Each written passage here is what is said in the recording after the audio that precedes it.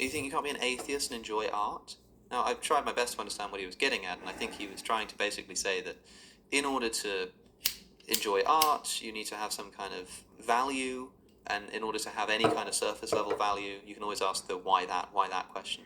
Why do you value this? Why, the classic sort of why do you go to school to get a good grade? Well, you don't just want the grade. Why do you get the grade? You do it to get a good job, and so on and so forth. Happens with value. And so why do you value art? Because maybe you value beauty or something.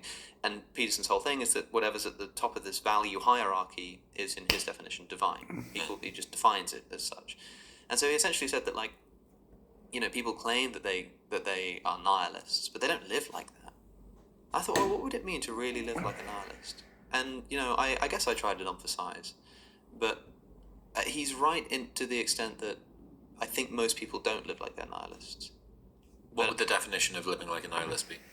I think it would just mean the rejection of any such thing as a non-contingent reason for acting.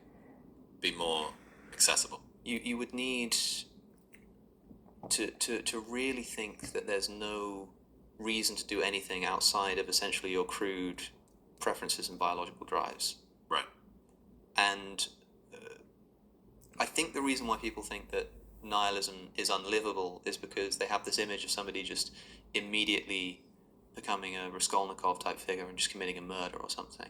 But they forget that these people still have their memory, and they're going to be embedded in a culture and an upbringing that their preferences are essentially still going to be aligned. I mean, Penn Jillette was once asked, if you're an atheist, why don't you kill and assault every person you want to? And he says, I do kill and assault everybody I want to, which is precisely nobody.